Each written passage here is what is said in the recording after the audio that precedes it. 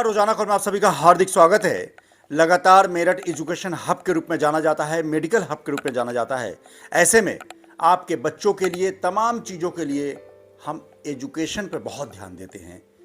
चाहे बच्चे अच्छा कर रहे हैं तब भी इंटरव्यू करते हैं और तमाम चीज़ों को लेकर उन तमाम शख्सियत से आपको रूबरू करवाते हैं कि आप एजुकेशन चीज़ों को लेकर कैसे आगे बढ़ें। रोज़ाना खबर की कोशिश रहती है कि मेरठ की धड़कन, अगर आप कोई भी खबर सच्ची और अच्छी देखना चाहते हैं तो रोज़ाना खबर पे ही। अभी एडमिशन का टाइम चल रहा है, सभी पब्लिक स्कूलों में एडमिशन प्रोसेस स्टार्ट हो चुके हैं। ऐसे में मेरठ पब्लिक स्कूल एसोसिएशन, जो सहोदय के नाम से जाना जाता है, अध्यक्ष राहुल केसरवानी जी हमारे साथ मौजूद हैं। हम उन्हीं से बातचीत करते हैं, कोशिश करते हैं कि आखिर तमाम मुद्दों को लेकर 4-5 मुद्दे हमारे ये हैं कि कोरोना काल के बाद ये पहला ऐसा साल है जो एडमिशन प्रोसेस में कोई रुकावट नहीं है, यानी किसी पेरेंट्स को या स्कूल को भय नहीं है कि कोरोना है या तमाम चीज़ों को लेकर कोई दिक्कत नहीं है। सब पटरी पे है, सब जीवन यापन पटरी पे है। सर, रोजाना खबर बहुत बहुत स्वागत है सर। धन्यवाद विभूति जी। सबसे पहले तो आप सहोदय के अध्यक्ष के रूप में बहुत बहुत स्वागत करता हूं और आपको बधाई देता हूं। धन्यवाद। सर, एक बताइए, जिस तरीके से कोरोना काल, जो जिस तरीके से एक बड़ी महामारी के रूप में वर्ल्ड विश्वव्यापी हमारे सामने था, आप लोगों ने बहुत चुनौतियां स्वीकार की। हालांकि पब्लिक स्कूल को लेकर काफ़ी कुछ पेरेंट्स एसोसिएशन वाले लगातार विरोध में भी आए, लेकिन अब वो जरूर महसूस कर रहे होंगे कि जिस दौरान आपने कुछ पता नहीं था यहाँ मेरठ में खासकर कि ऑनलाइन क्लासेस क्या होती हैं, लैपटॉप पे, मोबाइल पे, तमाम चीज़ों को लेकर आप लोग अचानक रातों रात आपने अपने आप को खड़ा किया। इसके पीछे मंशा क्या है, बहुत शॉर्ट में जान दीजिए। देखिए, एजुकेशन एक निश्चित समय पर ही दी जा सकती है। नर्सरी क्लास में 3 साल का बच्चा एडमिशन होगा और 12th क्लास में 18 साल की एज में उसे पास आउट होना है। तो हमारे पास ये 15 साल ही हैं। ऐसा नहीं हो सकता कि कोई 22 साल की एज में, 20 साल की एज में हम उसे 12th कराएं या 10th कराएं या 6th कराएं। तो कोरोना का जो पीरियड जब शुरू हुआ तब हमें उसकी ये तो नहीं पता था कि ये 1 महीने चलेगा या ये 2 साल चलेगा, ये 10 साल चलेगा। ऐसे समय पे सभी स्कूल्स ने एक मुहिम छेड़ी कि बच्चों की एजुकेशन किसी भी वजह से रुकनी नहीं चाहिए, और वो प्रयास बहुत हद तक कामयाब हुआ। ऑनलाइन एजुकेशन, क्योंकि फ़िज़िकल तो कुछ हो ही नहीं सकता था, ऑनलाइन एजुकेशन शुरू की गई और हम ईश्वर को धन्यवाद देते हैं, हम पेरेंट्स को भी धन्यवाद देते हैं, हम पेरेंट्स एसोसिएशन को भी धन्यवाद देते हैं। डिफरेंसेस हमेशा, जब भी कुछ काम होगा डिफरेंसेस आते हैं, उससे कोई फ़र्क नहीं पड़ता, मगर सभी स्कूल्स ने ऑनलाइन एजुकेशन को बहुत अच्छे से कराया है। तो हो सकता है थोड़ा बहुत 19-20 रहा हो सकता है थोड़ी अंडरस्टैंडिंग में प्लस माइनस रहा हो, मगर आज इस साल जब हमारा 2022-23, हम सेशन अप्रैल से मार्च कैलकुलेट करते हैं, 2022-23 एंड हो रहा है, तो हम ये गर्व के साथ कह सकते हैं कि 2 साल के पीरियड में हमने एजुकेशन को ज़ीरो नहीं होने दिया। इसके लिए सभी स्कूल्स की तारीफ़, सभी अध्यापकों की तारीफ़, पेरेंट्स की भी तारीफ़, बच्चों की भी तारीफ़, अभिभावक संघों की भी तारीफ़। बिल्कुल, एक अभिभावक हैं, अपने स्कूल के अभिभावक के साथ साथ वो तमाम स्कूलों के भी अभिभावक हैं। हो सकते हैं उम्र में तमाम स्कूलों के चेयरमैन से या प्रिंसिपल से छोटे हों, लेकिन जब ये प्रेसिडेंट की भूमिका में हैं तो वाकई अभिभावक की भूमिका में ही है। क्योंकि तमाम पब्लिक स्कूलों पे अगर कोई बात आती है तो सबसे पहले इन पे आएगी, क्योंकि ये इस पब्लिक स्कूलों को लीड कर रहे हैं। बहुत अच्छी जानकारी, क्योंकि इन्होंने एक अच्छी बातें सामने आई। तमाम हम इंटरव्यूज़ लिए, तमाम प्रिंसिपल्स के इंटरव्यूज़ लिए कि आप 3 साल में नर्सरी में आते हैं, 18 साल में निकलते हैं, अगर 2 साल आपका ख़राब हो जाता तो आपके आने वाले कैरियर, फ्यूचर में जब आप लगातार हायर एजुकेशन में जाते हैं तो बहुत दिक्कत होती। उन टीचर को, उन महिला टीचरों को भी सैल्यूट करता हूं जो रातों रात उन्होंने कंप्यूटर चलाना, ऑनलाइन क्लासेस सीखे और साथ दिया। उन तमाम स्कूलों के प्रिंसिपल्स और मालिकों के साथ वो खड़ी दिखाई दी, जो लगातार कदम ताल करके आपके बच्चों के लिए और रात में भी दिन में भी संघर्ष कर रही थी।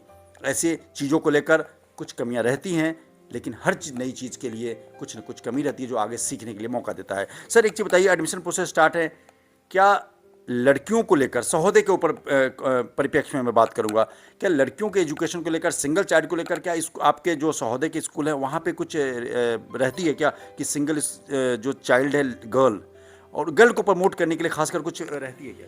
देखिए, बाई चांस एक हमारे साथ एक बहुत अच्छी बात है कि जितने भी सीबीएसई स्कूल्स हैं, मेरठ में 148 सीबीएसई स्कूल्स हैं और वो सहोदय के मेंबर हैं। तो ऐसे में हमारे पास एक अच्छी बात यह है कि हमारे यहाँ लगभग गर्ल्स का रेशियो और बॉयज़ का रेशियो लगभग 50-50% के आसपास होता है। तो हमें कोई ऐसी डिफ़िकल्टी विशेष नहीं आती है। हो सकता है कुछ क्षेत्रों में आती हो, मगर सीबीएसई स्कूल्स में जहाँ तक मैं कहूँगा लगभग रेशियो जो हमारा जेंडर रेशियो कंट्री में मेंटेन होता है उसी रेशियो के आसपास चलता है। तो ऐसी कोई परिस्थिति हम लोगों के सामने नहीं आती लड़कियों है। को लेकर कुछ फीस में कहीं कुछ रियायत रहती नहीं है? नहीं, ऐसा ऐसा कोई भी प्रावधान कोई स्कूल व्यक्तिगत तौर पे कोई इस तरह का प्रावधान करे और वो भी किसी एकाध बच्चे के लिए कर दे तो एक अलग बात है।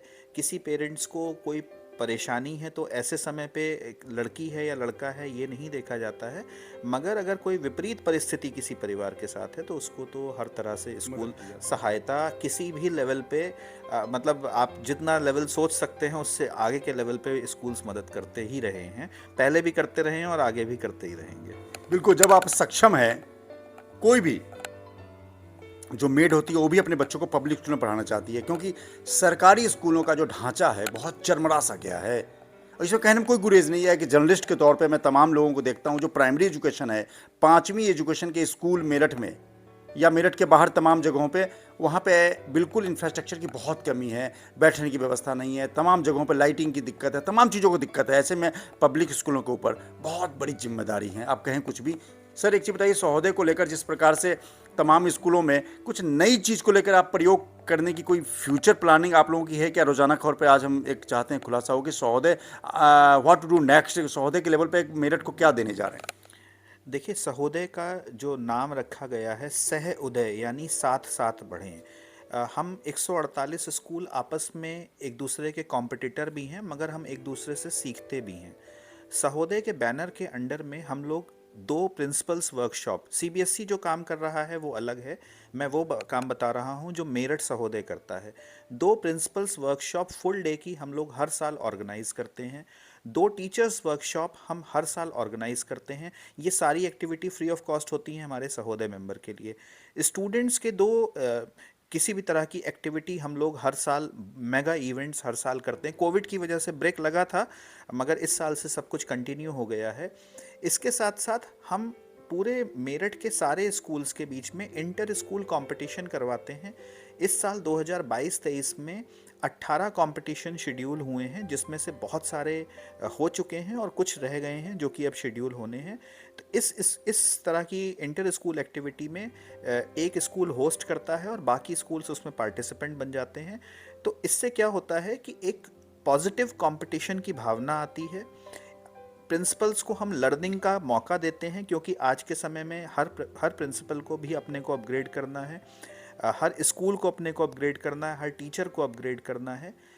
ये तो हो गया हमारा एक, हम एकेडमिक कैलेंडर सहोदय का बनाते हैं। इसके अलावा बहुत सारी नई टेक्नोलॉजीज़ आ रही हैं, जैसे अब इंटरनेट हमारे इंटरैक्टिव फ्लैट पैनल यानी जो टच स्क्रीन वाले टीवीज़ आ गए हैं।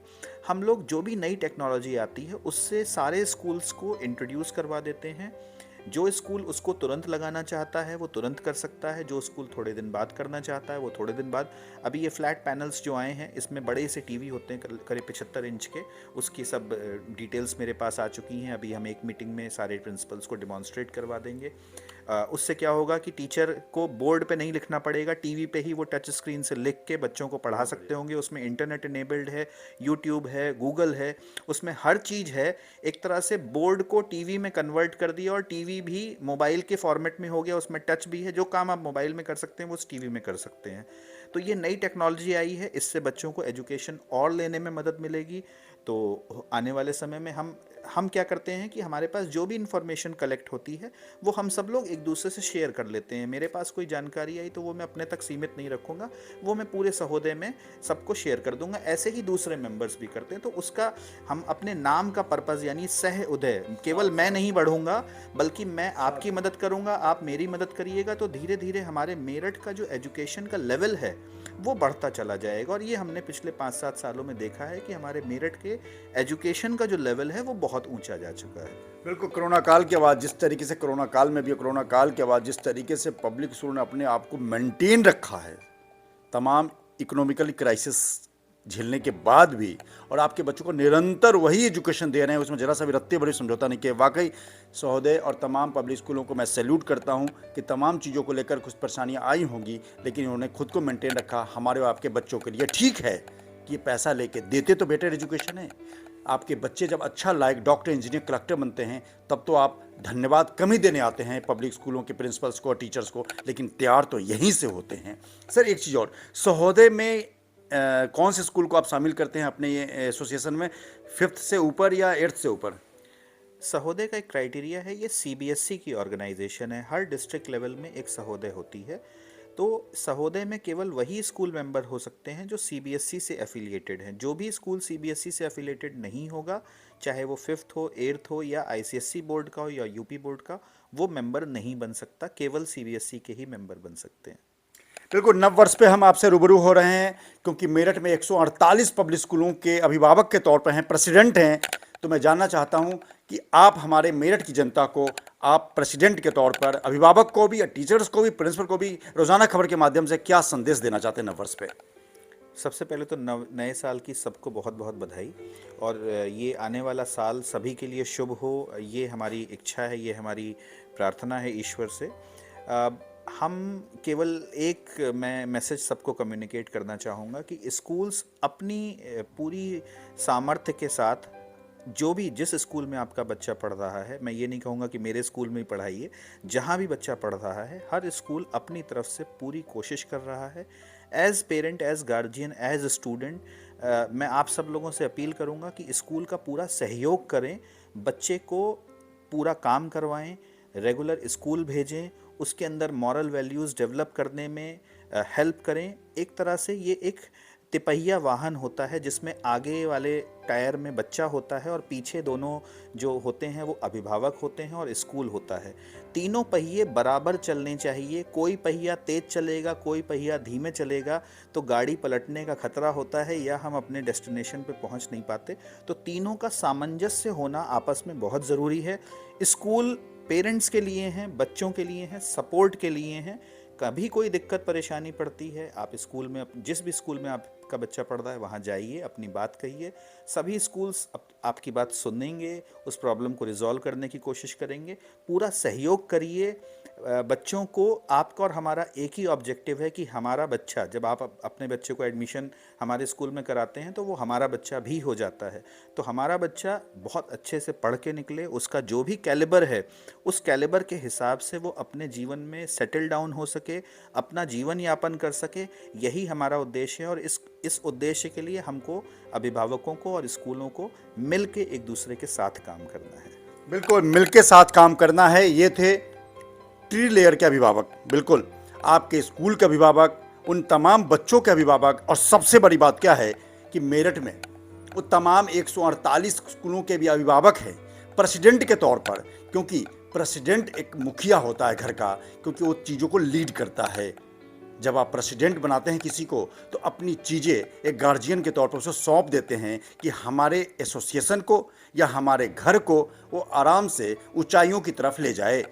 सबसे बड़ी अच्छी बात इंटरव्यू में क्या है कि लगातार पब्लिक स्कूल आपके बच्चों के बेहतर भविष्य के लिए, वो बच्चा उनका भी होता है, क्योंकि जब बच्चा सफल होता है, जब टॉप करता है, तो न्यूज़पेपर से लेकर मीडिया में स्कूल की तरफ से उन बच्चों की पब्लिसिटी होती है, बताया जाता है कि ये बच्चा हमारे यहाँ का टॉपर है। पहले वो बच्चा बाद में आपका होता है, पहले वो स्कूल की धरोहर है, संपत्ति है।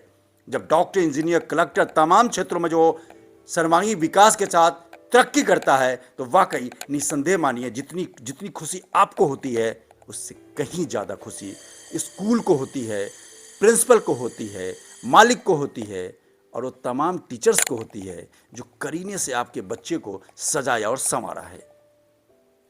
बहुत लाजमी होता है जब आप किसी को तुरंत एक झटके में कह दें कि करता क्या है, लेकिन जब आप सोच के देखें कि जब आपका बच्चा उन ऊंचाइयों को छू लेता है और जब आपके सामने एक बड़े अधिकारी के रूप में मौजूद रहता है, तो कहीं ना कहीं आप उस स्कूल को जरूर याद करें जहां पे आपका बच्चा पढ़ा होता है। रोजाना खबर की खबर कैसी लगी, आप हमें जरूर हमसे कनेक्ट होकर जुड़े रहिए। एजुकेशन को लेकर हम बहुत फोकस्ड रहते हैं। कभी कोई बात कहनी हो तो आप हमसे संपर्क कर सकते हैं। और राहुल केसरवानी जी को रोजाना की तरफ से बहुत बहुत धन्यवाद सर कि आप हमारे को अपने बहुमूल्य समय में से आपने समय निकाला। इसके लिए बहुत बहुत धन्यवाद। नमस्कार।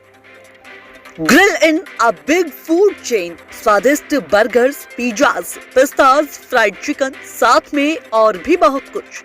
एक बार खाओगे बार बार आओगे। सेंट्रल मार्केट पुलिस बूथ चौराहा, RTO road, Shastri Nagar, Meerut. Subscribe करें और बेल आइकन दबाना ना भूलें। ताज़ा खबर सब पर नजर, चैनल को सब्सक्राइब करें।